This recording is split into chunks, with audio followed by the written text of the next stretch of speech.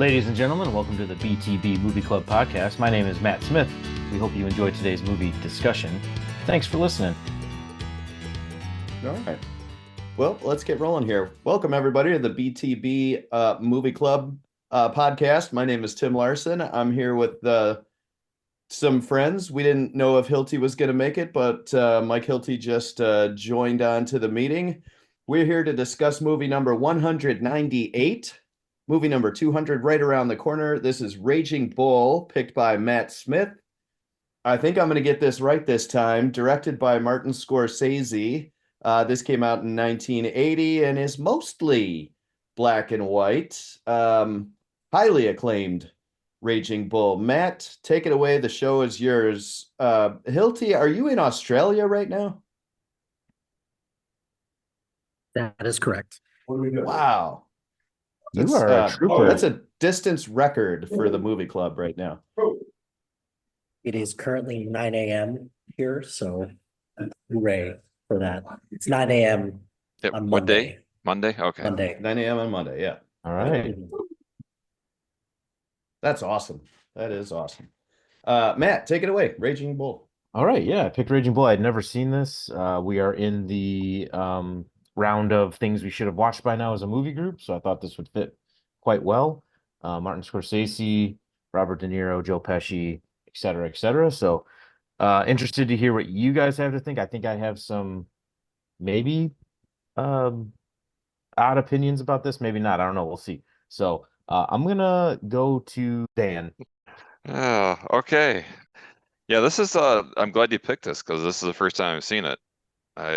I had started to watch it a couple other times, but circumstances, and I had to stop watching it, so I've never seen it. And I gotta tell you, I really liked it.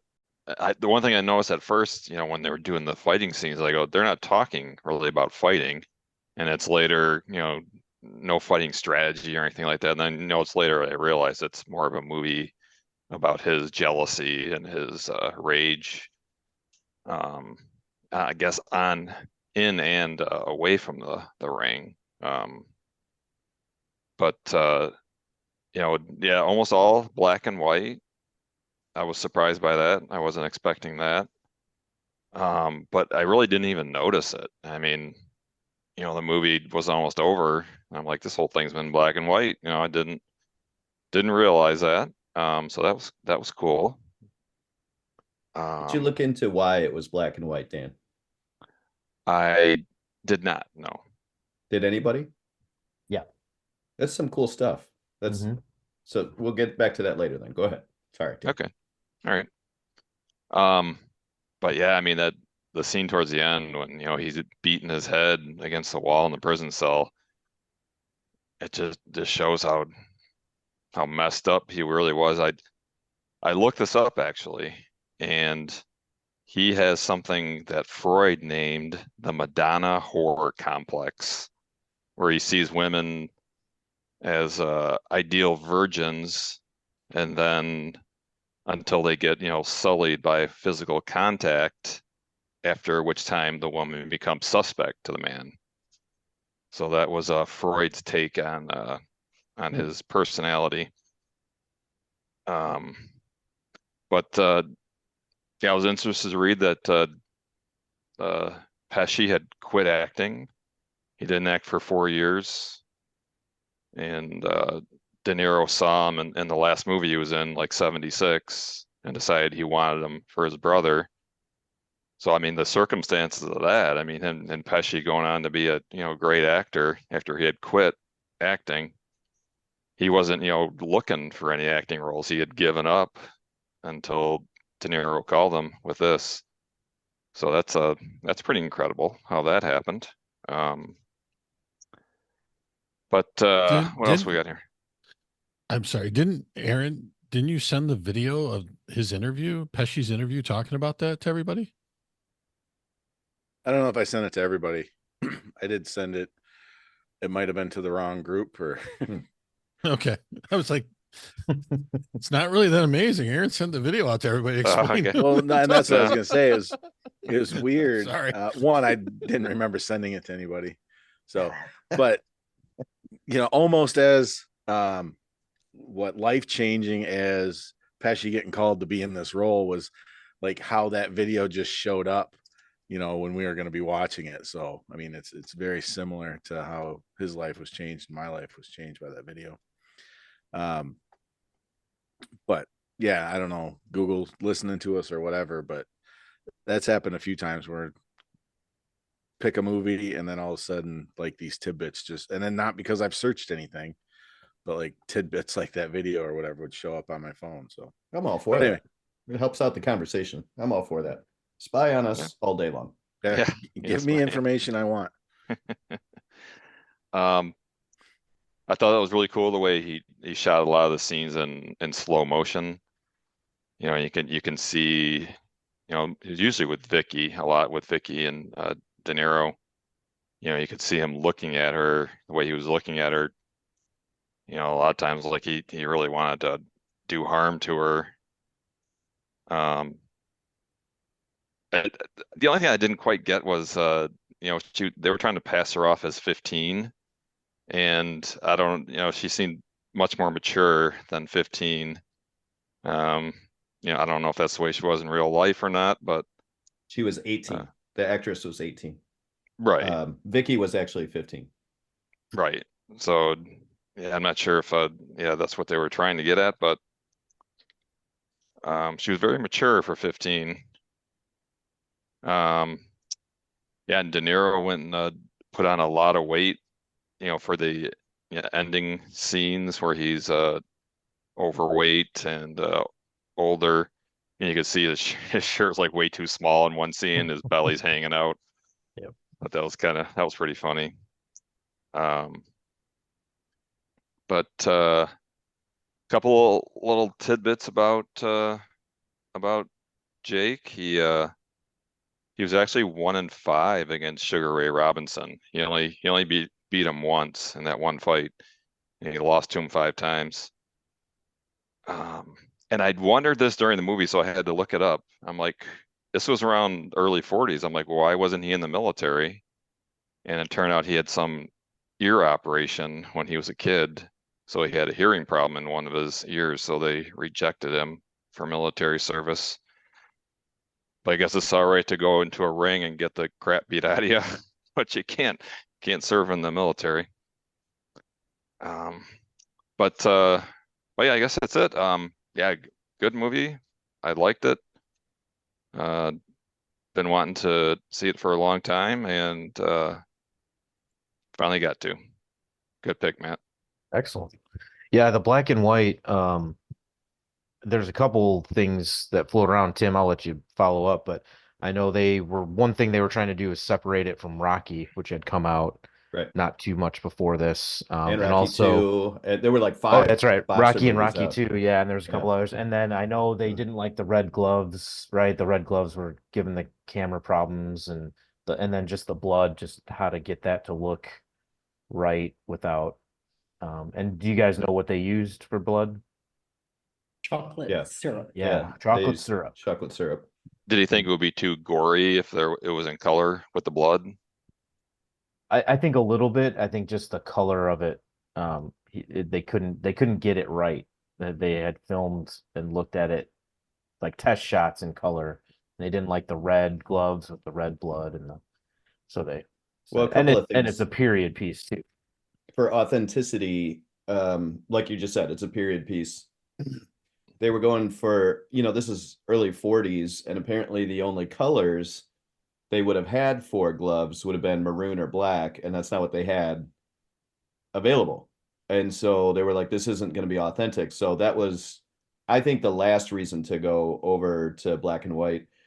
I really think the big thing was to separate from other boxing movies. Scorsese didn't want to do it. He didn't want to do a boxing movie at all. De Niro had to convince him to do it. And LaMotta apparently at one point in the memoir had said, I feel like I've been living in an old black and white movie. And so since that was in the memoir, I think there was just all of those things put together had Scorsese going, we're going to do something different, and we're doing this black and white. Yeah, this is And so, Dan, just a couple questions. One, this is ranked by AFI as the #1 sports movie of all time right now. Do you think it's the #1 sports movie of all time after watching it? Wow, that's a Yeah. tough question there, Dan's man. going, wait, slap shots, Yeah. I'm thinking, Mystery baseball Alaska, Mystery movies. Alaska, That's Miracle. right. Bull Durham. I, oh man, You I would can have be to honest. say, I can say no, it's not the #1 for me. I obviously haven't seen every single sports movie Right. out there, but I'd say it's in the top 5 for me, but All I right. would not say it's #1. Interesting. Yeah, I totally agree with you. That was an interesting thing. I was looking up its rankings and all this stuff, and that came up, and I thought that was interesting. So excellent. Well, thank you. I'm glad Right. I'm not the only first timer here. So, Mike Hilty, do we want to try again? So yeah, Raging Bull is I would say technically it's one of the most amazing movies ever made because the way that a lot of the boxing scenes are shot, it tried to distinguish itself from the sleuth of all the boxing and even some like a handful of wrestling movies at the time.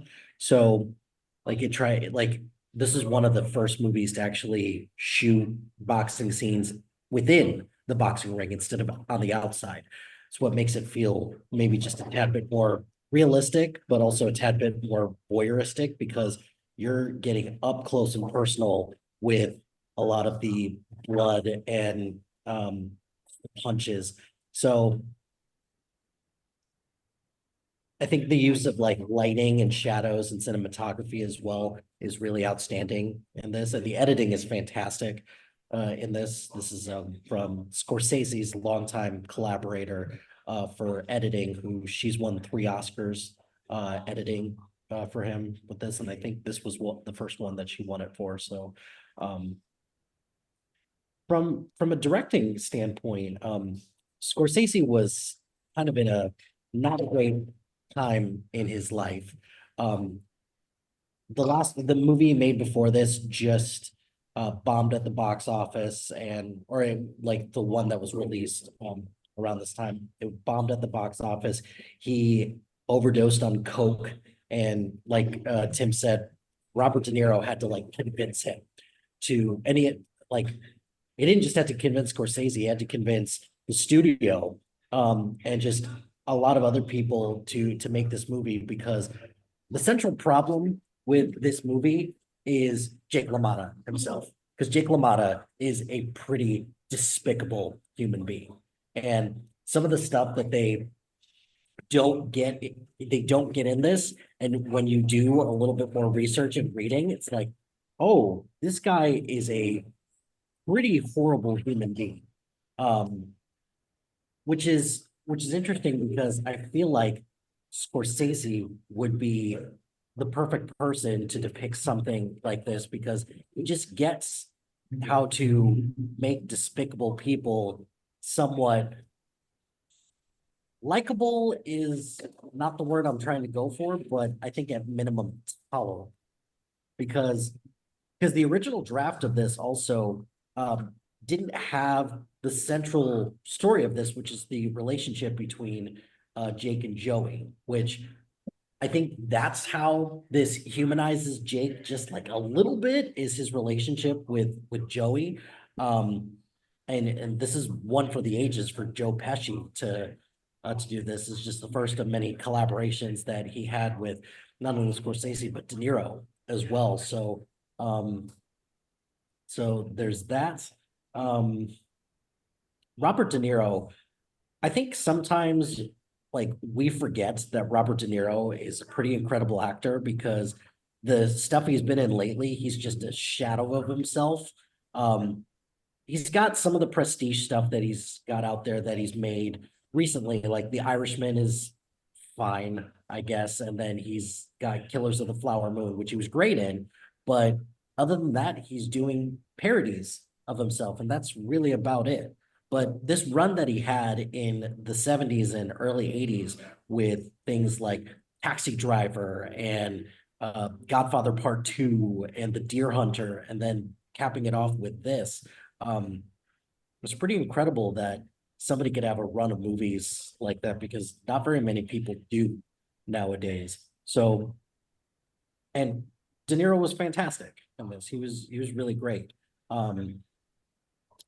I read a little bit that as like that Jake LaMotta was at the screening, one of the first screenings of this, and he turned to his wife or turned to Vicky and was like, am I really that despicable of a human being? And she was like, yeah, you were worse. So, and I know for me personally, that's always been my big hang up with this movie is that look, there's so many other boxing movies out there. And I get it, boxing is a naturally violent sport. And there's been a lot of polarizing figures within boxing. It's like, I don't know, it's like this kind of gives me vibes a little bit like, hey, let's make a biopic of Floyd Mayweather and let's make him somewhat tolerable. Like, I'm not sure if I'd be on board with that. But one of the other fun facts that I read about this is that Martin Scorsese was attending the Oscars for which this was nominated for a lot of Oscars. It won only 2 of them of the 8 because it lost to Ordinary People of all things. Which if you haven't watched Ordinary People, it's not this. It is not known. Ordinary People is never going to be known as one of the greatest movies of all time, but it's. Martin Scorsese was stopped by the FBI during the Oscars because the person who shot Robert Kennedy tried the person that tried to assassinate Ronald Reagan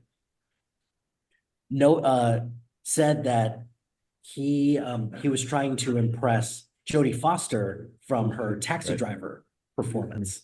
So they wanted to bring Martin Scorsese in for questioning. He's like, can we at least just wait until they announce like best picture and best director?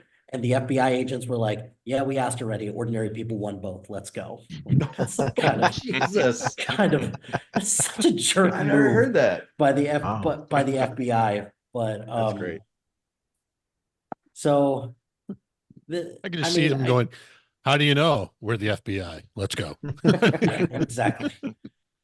And it's fascinating because you look at Scorsese's whole pantheon of work and some of the amazing movies that he's made.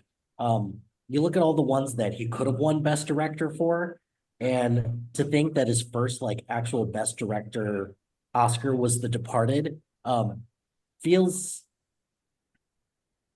a little bit more like a Lifetime Achievement Award for that because he's made so like a lot of much better movies other than The Departed, which The Departed is great, don't get me wrong, but it doesn't hold up to Goodfellas, it doesn't hold up to Raging Bull, a lot of his other stuff. So What did he lose for Goodfellas? Who won that year? Do you know? I believe that was Dances with Wolves. Yeah. Which, look, as somebody who loves Dances with Wolves, it's not Goodfellas, but that's the problem with awards prestige as well, is that it's all super subjective.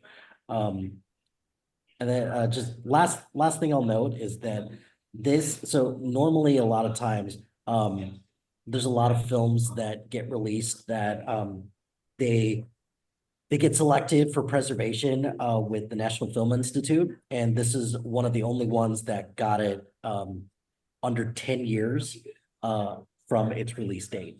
And it got it on its first year of eligibility because it's that impactful. So, I mean, I'm not necessarily sure I'd call it the greatest sports movie of all time, but that is a pretty subjective, it's a pretty subjective list anyways. So, but it is pretty high up there.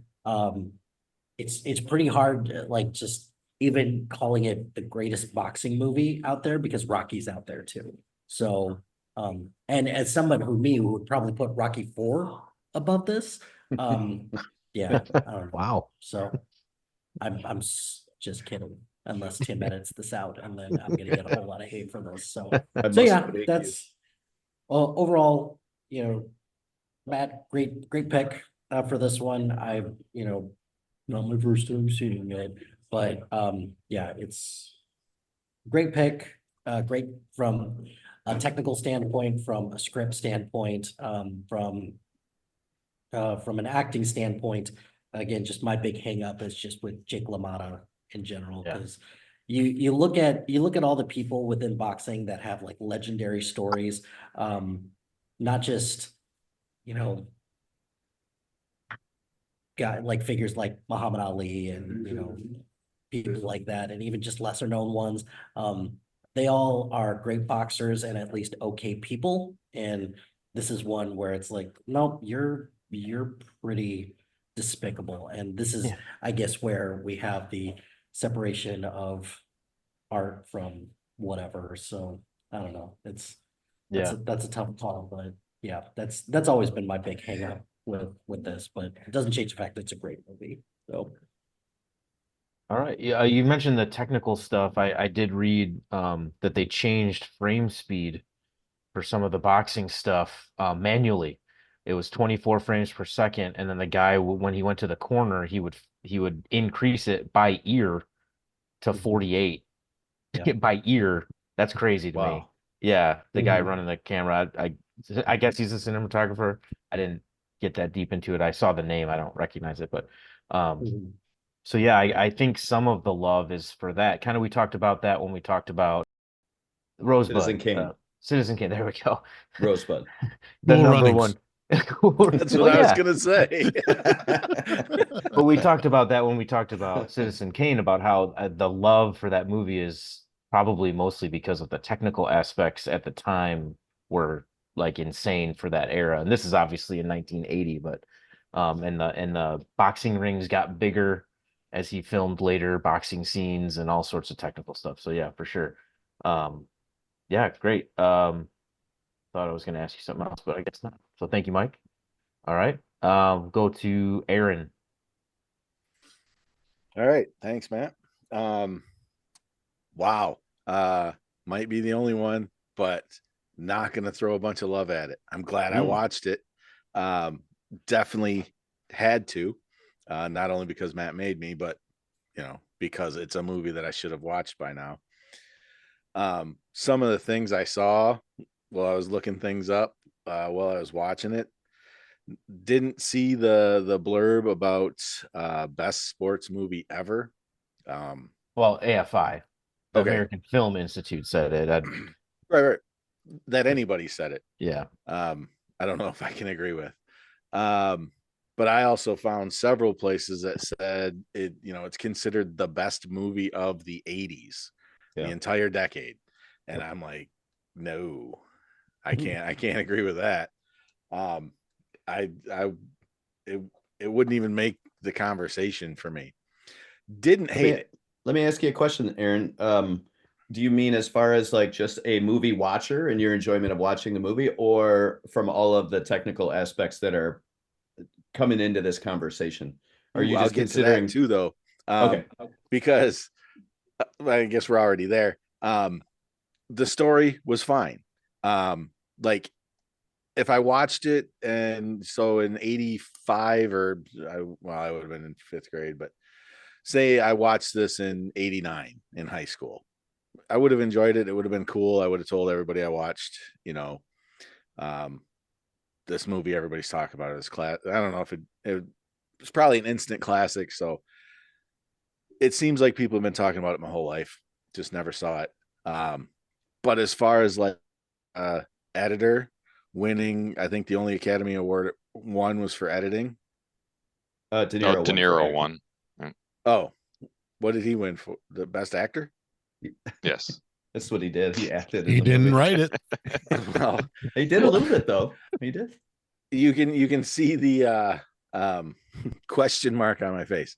I mean, I thought it was fine, but I didn't think he was particularly great. I thought probably Joe Pesci was the best one in the movie. Yeah, I didn't, and probably because I didn't really like Jake that much as a person. You know, I didn't find him a particularly, I think it was Hilty saying, like, a interesting evil character. There was a lot Hilty was saying that I disagreed with, like The Departed. You know, I'd put that leagues above this movie. And probably, I don't know if he was throwing out Casino or Goodfellas or both or which one, but I would put The Departed probably above those two. But as far as this movie went, there was like did editing win? Was I completely wrong on that too? Editing won, yes. Okay, I thought I read it. The only Oscar they won was for the editing. But yeah, I didn't particularly like the editing. I thought it looked like high school students did it. Like it was, I don't know. There was a cheapness to it. I don't think it was because it was black and white. I took it as they didn't have the technical ability to do a good fight scene, so they would slow it down or cut away or get real close, because it's not Rocky. And maybe I was comparing it to that. I didn't really care. I liked the atmosphere of the fight scenes. I like what we were learning about the characters and stuff like that before and after the fight scenes. I just didn't think the actual boxing scenes were super believable.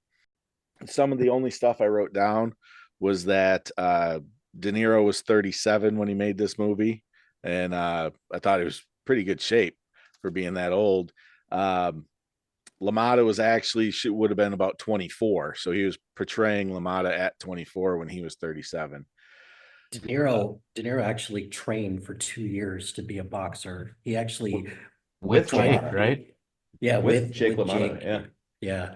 He did. He also did 3 fights in Brooklyn and he won 2 of them. So yeah, I would agree that he was in decent shape. for Tremendous this. shape. And, yeah. I was just hoping he wasn't like 50. I would have been like, holy crap, you know, I'm 50. I don't look like that. Real bad. But 37, he's pretty old, pretty old. You guys had already mentioned that Vicky was supposed to be 15, 16. And what, Kathy Moriarty? Is that, Yeah. they say Moriarty, like the bad guy in Sherlock Holmes? Sure. I wrote it down. I watched this like a week and a half ago. I watched it on the Wednesday that, so it's been a little while. I actually forgot I had these notes when I took off to go get them. I had written down that she was 20. I don't know if I just took her age now and figured, but to me, she seemed way too old to be portraying a 15-year-old. And she is an actress that has gravitas or whatever. She's a stunning woman. And, at 20, she could have played, and not because of how old she looked, but she would carry herself. I could see her portraying somebody who was like 35, 40, just because of her, like I said, her presence. Trying to play a 15-year-old, I couldn't buy it. Hey, so can I jump in there for a second? Yeah, about that? I saw you lunge up. I knew you had something to say. Yeah. So Scorsese liked using actors that weren't very well known, other than, to be around De Niro. And so they found Pesci. He had just done that one movie and was out of acting. And the one movie he did wasn't very popular. He just happened to see it and was like, hey, let's go get that guy. Joe Pesci suggested both her. That's her first, like, if you look on IMDb, this is her first movie.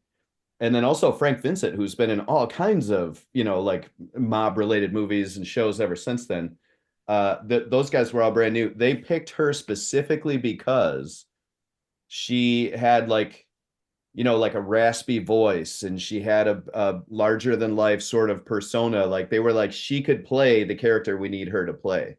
So she was picked for that role for her physical appearance and voice on purpose. And she was 18 at the time she was acting. And the 20-year-old thing might be they got married 4 years after that initial, him statutorily raping. They got married when she was around 20. All right. So I don't know if that helps. But no, like I thought I just looked up her like Wikipedia and saw her age and just did the math for when this movie came out. And it might have been she was 18 when they were making the movie. I don't know. Oh yeah, maybe. Yeah. She was born in 1960, so yeah, she was 18, 19 when they made the movie. All right. So I don't think I was drinking, so I think my math would be all right. I'm just subtracting. Yeah, then I just wrote down best picture of the 80s, big question mark. And then she was right. She tried to talk him out of like she didn't want to have sex with him, because he had said never before a fight. And then they had sex and he lost the fight. So I thought that was funny. Overall, like it's a movie. If it was on, I'd probably watch it. I wouldn't go out looking for it. I didn't particularly enjoy it. It was fine. And I think it might have been just because of all of the hype. It's pretty much had my entire life. And, I guess kind of a letdown.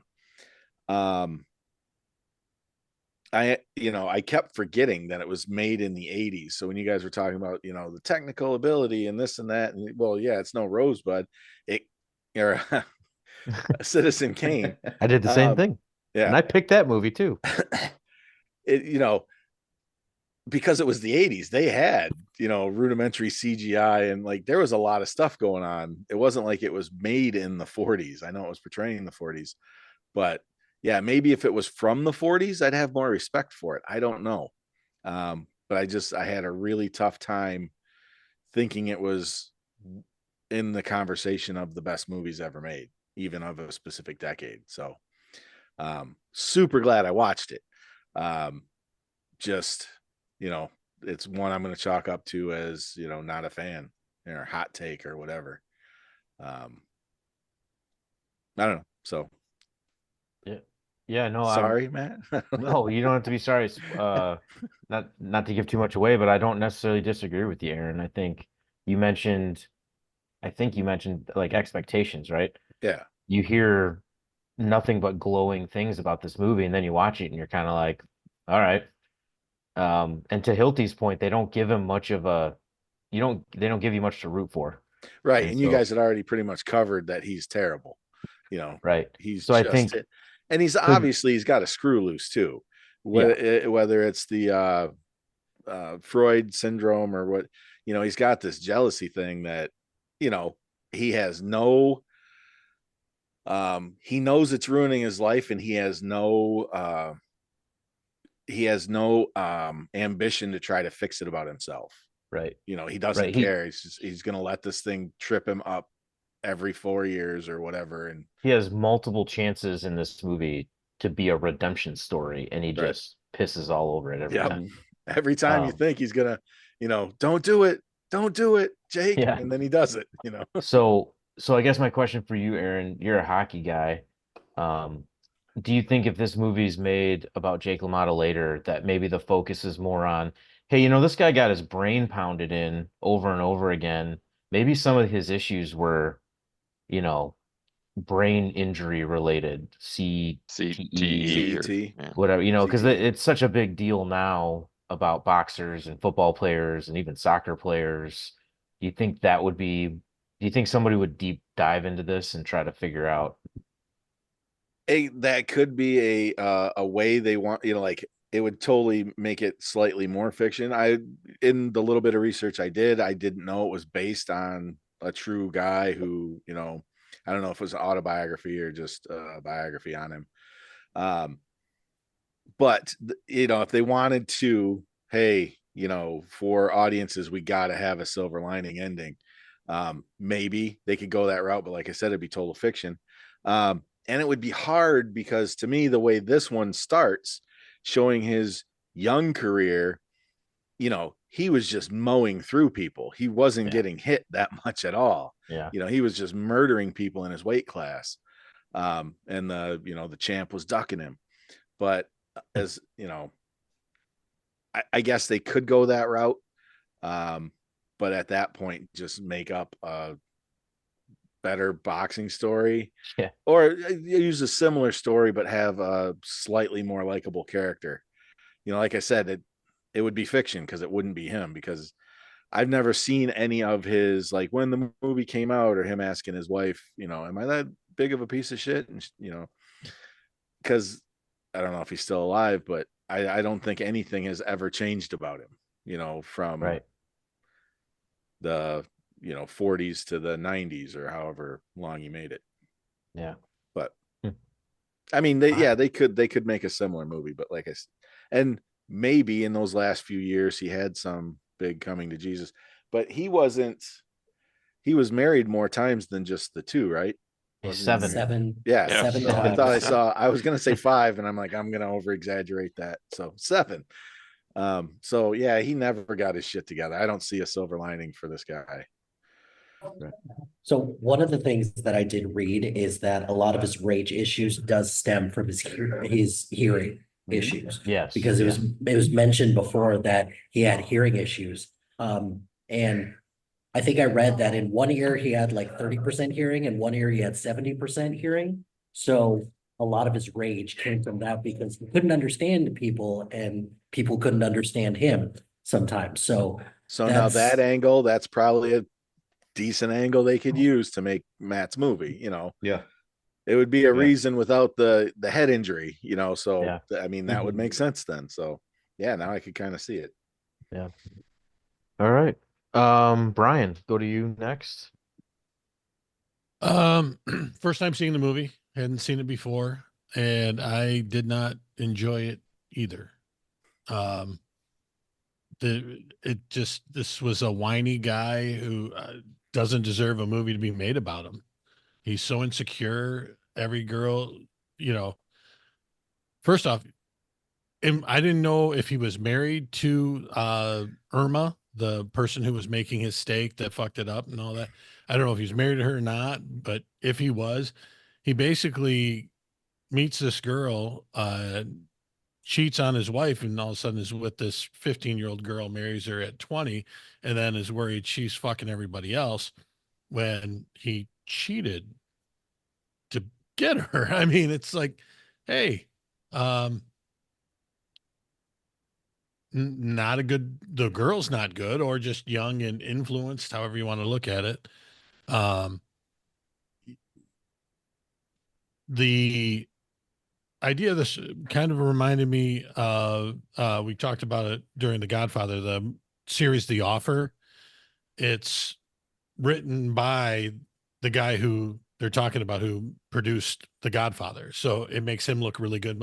Well, they use Jake LaMotta's autobiography to come up with the script for this. Of course, it's not going to make him look too stupid, but I mean, I will almost guarantee that he did something wrong with the 14-year-old later in life at his bar and pled it down to introducing her to other women or other men.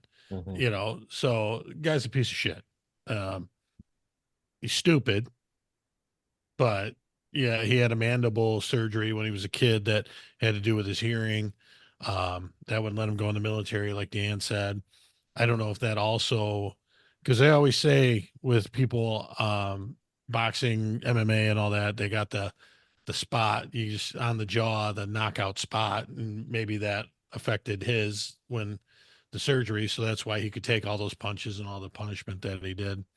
I think if he was around during the filming of this, he would remind me of Tommy Wiseau from The Room. He would just be that guy, Right. Yeah. that personality. Yes. I guess that would be the best way I would put him into it.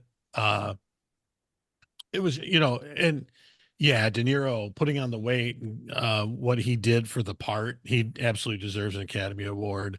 Um, Pesci did a great job, and I just had to put it on the whiteboard when he gets the phone call and he doesn't talk, and he's like, "Sal, is this you? Your mother sucks, giant elephant dick." It's like, by, you know, is an elephant dick giant to begin with, but you got to put it in there. That's really going for the dig there. So, um, like Aaron said, I am glad I watched the movie. It's been on the list of, boy, I should have watched this movie, and I did. And I'm not mad at you, Matt, or anything. but It's okay if you are. it probably won't get watched again. I too watched it last week just in case we talked about it over Labor Day weekend, and I did not watch it again on purpose because I didn't want to. I thought about doing it at some point yesterday or today when I had some time, and I was like, we'll just go with it. We'll roll. Yeah. So, but those are just my thoughts. Yeah, no, I'm with you. I think same thing I kind of said to Aaron. Do you think expectations of this being lauded as this great movie kind of maybe set it up too as being a disappointment?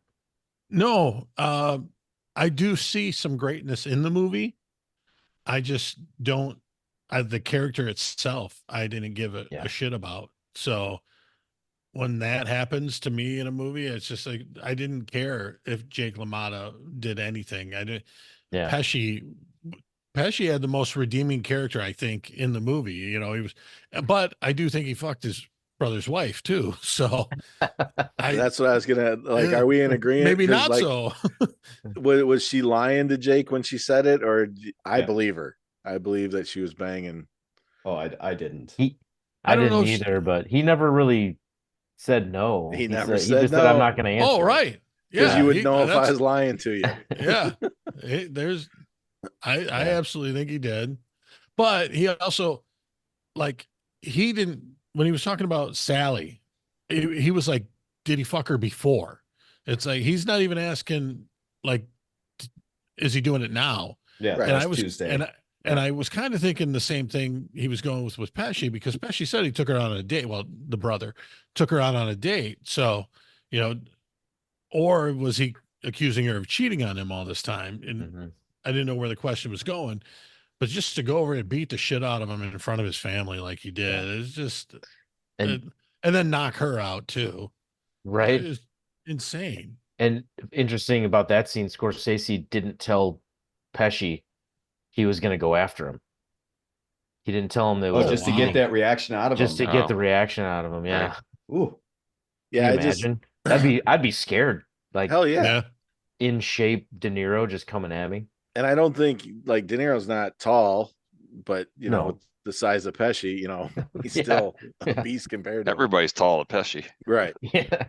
Yeah, there was just a couple things in that scene when she said, you know, and they had made a point that he doesn't have sex however many weeks or whatever before a fight, you know, and she was like, yeah, I'm, you know, sleeping with your brother. You won't touch me, you know, before a fight, and you're always fighting, you know. I don't know. And then when Pesci was like, I'm not dignifying that with an answer. I'm not going to answer you. Yeah. When he already had told him, like, I can't lie to you, you know.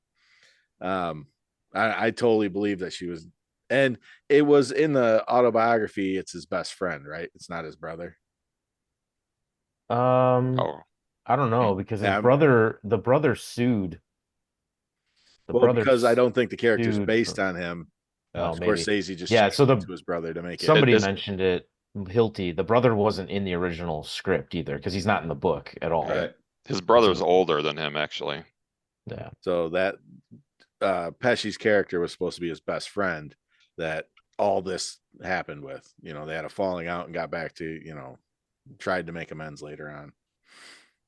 Yeah, you got a couple guys talked about like the boxing scenes. It's funny. I think Aaron said you didn't find them very impressive. They took like, depending on where you read, anywhere from 6 to 10 weeks to do what 12 minutes of the movie total because they had to choreograph them so precisely. So it's funny. It's funny. I kind of agree with you. There was definitely some missed shots, Godfather style, where Right.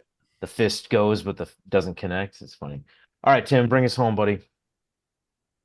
Yeah, so this is an interesting movie for us to talk about because while I don't necessarily enjoy watching this movie because of the reasons you guys have said, I don't like this character at all. I think this is a great movie. I think the worth of the movie is more than my enjoyment of watching it, if you guys can accept that. It's shot like a docudrama, right? So we're supposed to be looking at this like it's a documentary. It's supposed to be like we're shooting something in the past. Yeah, I mean, I agree with you, Aaron. They had a lot more tech they could have used in 1980 to make it look like 1980, but that's not what he was doing. So I look at this like Kubrick doing 2001: A Space Odyssey.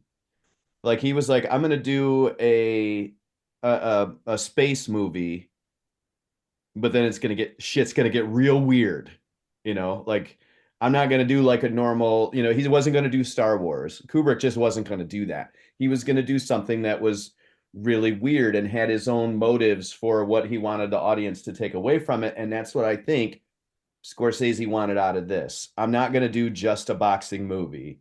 And the thing is, the movie's not about like you talk about being the best sports movie of all time, whatever, AFI. It's not really a movie about boxing. I mean, that's the thing that I think makes it really great is that it has hardly anything to do with boxing. Those are just violent scenes showing his inner rage because that's the only place he can really let it out, other than when he's slapping his wife around and his brother, apparently. Um, so I really like the artistic choices of going black and white. The only color that we haven't brought this up, is the home videos, like after they get married. And here's just another tech funny thing. Scorsese and the cinematographer couldn't get those right. They were like, we're just not getting the feel we want.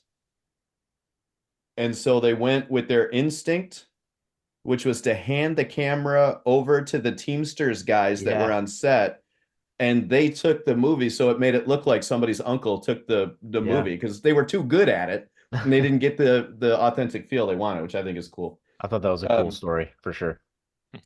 Yeah, Scorsese, the reason they won this Oscar for editing, Scorsese was in the room and did a lot of it because he said, this is going to be my last movie. This is my swan song.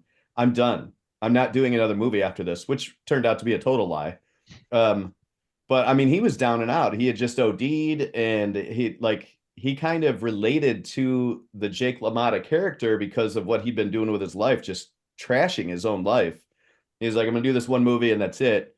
And then life went differently for him. So this didn't go well. I'm gonna do the Hilty thing here. The budget for this was 18 million. The box office was 23.4 million. It wasn't immediately just accepted as this great work of art. It wasn't until mid to late 80s where people started to go, you know what, this movie was better than I thought it was. And I think it was because Scorsese was daring enough to do a boxing movie that didn't look anything like Rocky. And De Niro is the one who read Jake LaMotta's memoir and was like, hey, we need to do this character. We need to do this movie. And I think that this is more of a sketch of that particular part of life. Like, this is how bad this dude was. This is how ugly his life was. And that's what the movie's about for me. And I think they did a really good job with it. A couple little things before I close out here.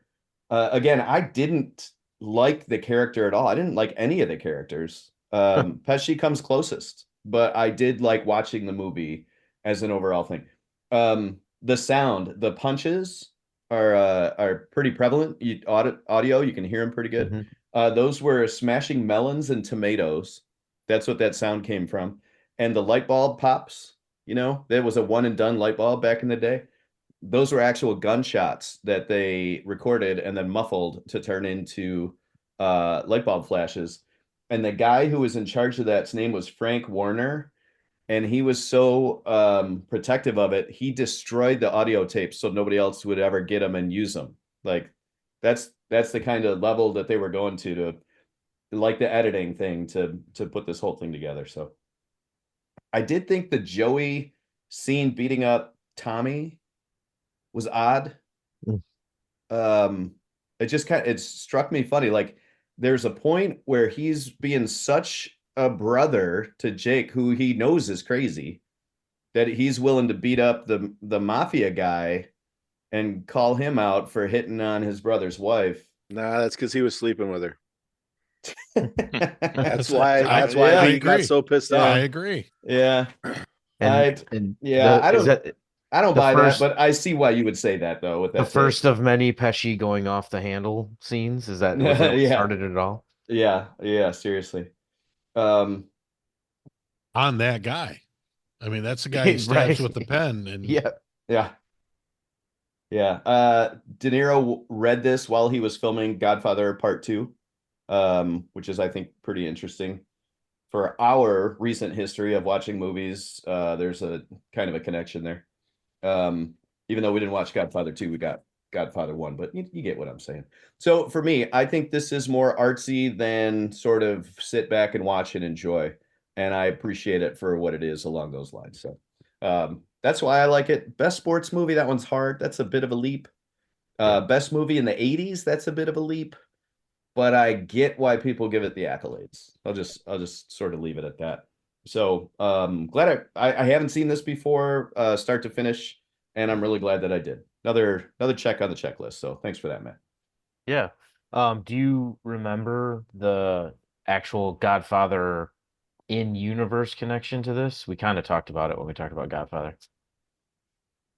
That would have been past 4 beers, so no. Yeah. In the scene where Vito's buying oranges before he's shot, there's a Jake LaMotta versus LaMotta, right. somebody poster That's right. in the fruit stand. So That's I right. found that kind of interesting. And then, 6 degrees of separation. Got De Niro and anyway. Yeah, so I looked up the IMDb top sports movies, and who knows who put this together. It's just audience scores, right? It's number 4. Hoosiers, Rocky, Field of Dreams, and then Raging Bull. Give us the next 5. Million Dollar Baby, The Fighter, Cinderella Man, Bull Durham, The Blind Side, The Natural. That's the top 10. See, I so it's think somebody who really likes boxing. Right. Yeah, a lot Put of that boxing. together. Boxing and Lot of baseball. well, I think Lot of again boxing. though, the reason is because those top movies that you're mentioning there aren't really just about the team that wins the championship. It's not just about the sport. There's a story going on Right. that's more prevalent. I think that's Yeah. how people are judging that. And then the music, Tim, is just it wasn't anything original, Right. but what? Nothing. Sorry, for those of you who are audio only listeners, which is everyone. No, that's why. It was a Fucking guy. joke. It was a joke. Complete joke. Sorry. I called him out. I called Brian Yeah. out. It was supposed. Not supposed to bring up music in the It was in the movie supposed to be an group. inside. It was supposed to be an inside My funny bad, little my ha bad. ha. Yeah. Nobody knows the better, but So anyway, yeah, so you guys have said most of what I would say. I kind of mentioned in the beginning, I also did not enjoy the movie that much. Jake LaMotta is not a likable character. There is no redemption. Like I said before, every chance he had at redemption, he just walked right over that and beat his whoever. Um, I do appreciate like I said, some of the technical stuff, the film speed and he made the boxing rings bigger every fight to give it more of a like lost in Make space LaMotta sort look of. smaller. Yeah, make LaMotta look smaller. I appreciate De Niro for what he did for this movie between the training and they halted production while he gained that weight so it would be natural. And he talked about how he just ate pasta before bed every day and His Bronx like accent is pretty fucking good too. yeah, Like both he yeah, and I mean Pesci, that's kind of Pesci's right. wheelhouse, but That's De what I was gonna Niro say. pretty good with the accent. Pesci. Did Pesci have like caps in, like fake teeth during this? There was something going on. Did everybody else notice Yeah. that? Like he just had like this pure white cap on And they his- were bigger. Yeah. They like stuck out of his face a little more than normal. It was really strange. It kind of took me out of the movie a little bit because I'm like, what is wrong with his teeth? And like why? Like there was no explanation. There was Yeah, like he it didn't get didn't- him knocked out. There's Right. I did read that De Niro actually did break his rib when he's punching him in the They're ribs. sparring, yeah. Yeah, and then the punching when he's like, punch me, they were punching each other. I find that kind of interesting. And they like lived together before this movie. They lived together for like months, just getting, and that's why they're such good friends. They became like brothers, and it's so interesting. Anyway, yeah, so I'm with you guys. I did not like the character. I don't need to watch the movie again. I can appreciate the technical aspects, the Hershey syrup and the black and white and the film speed and the boxing rings but it is a little like you never know, are you in the are you going back a couple years? Are you in the right time now? Are you going forward? Because they started in the 60s and they went back to the 40s, and then and it was there was couple times in there, and maybe because I was drinking, who knows, that I got confused. Like, wait, are we going back a couple years to see how this started, or is this present time? So just, and again, maybe that's me. I always think when I don't like a movie like this, it's my age. Um, I'm only 42, so like, do I just not appreciate classics? But yeah, I don't find it to be, gosh. I mean, in the AFI of all movies, when they redid their movie, so it used to be 24th on their top 100. When they redid them for the 10th anniversary, it went up to number 4. And I don't get it, I guess. See, I, I don't have to have the character be likable for me to like the movie. sure, Yeah. sure. No, I get that. He's an ass, I mean, there's no doubt about it. Right. But Yeah, no, I'm totally on. I just number 4 of all time though, of of all the movies ever made, Raging Bull is the 4th best movie ever. I don't know. That doesn't make sense to me. So yeah, Yeah. again, I appreciate it. I'm glad I picked it. I'm glad I watched it because it definitely needed to be ticked off the list. But I'd rather watch Goodfellas 25 times than watch this Yeah. movie. Again, So, I think it's more about the art feel to it and the creation of that movie than the likability and watchability of it. I think that's yeah. what's going on with the And accolades. and I do appreciate Scorsese putting so much into it, knowing that or thinking it was his last movie, like Tim mentioned, like he thought this was it. He just poured his heart and soul into it. Um, I can appreciate that. Well, and maybe Just there's something here where Matt was just saying, because we just talked about Goodfellas. There's not any, I don't think, really good people in Goodfellas no, either. no, not But at all. so there can be bad people that you at least enjoy watching that character's life unfold, even if it is chaos. Right. It just wasn't there. And it was more like, it wasn't that I didn't like LaMotta. I didn't care about him, you know. And I guess that's why I didn't like the movie, because I didn't care if he won the fight or not. I didn't care if his wife was cheating on him.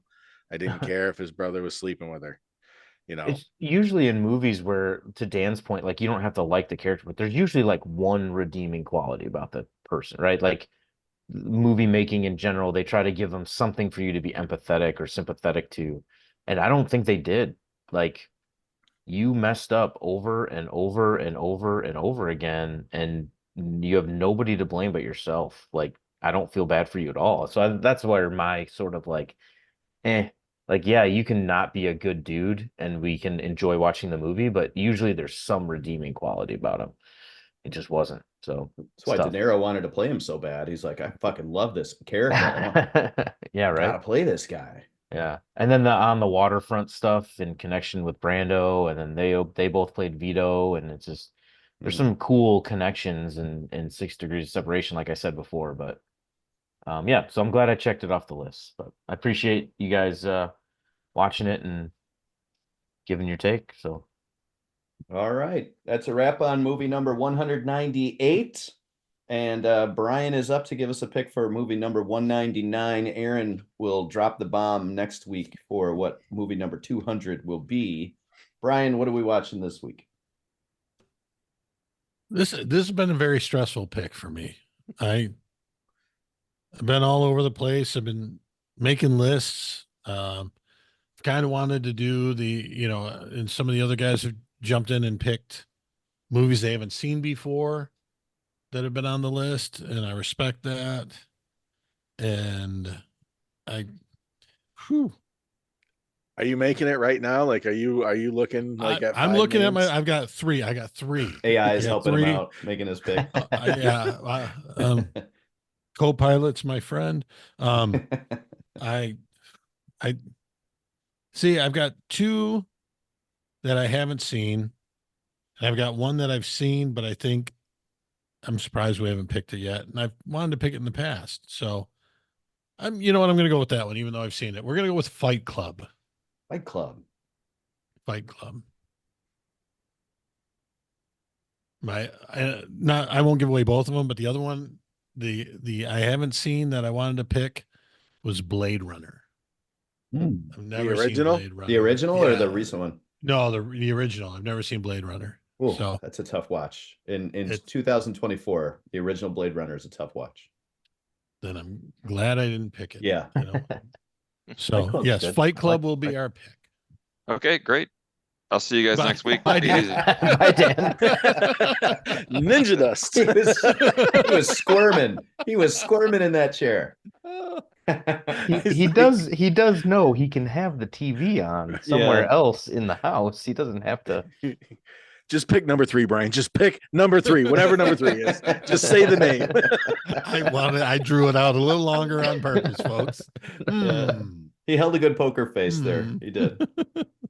Oh, it'd be great if you like held up a blank piece of paper. I wasn't even looking at anything. Oh, Dan. Um, Our boy oh, Dan I- Sears. Did I hear, and maybe I made this up in my brain. Did I hear they're remaking this with a female cast? I haven't heard I that. have, wouldn't doubt yes, I think Hollywood's they out of are. ideas, you man. did Yeah. hear that. And it was funny. The article I read was they just broke the first rule.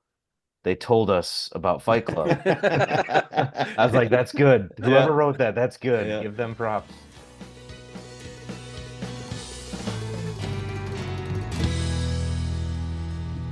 That'll do it for this episode of the BTB Movie Club podcast.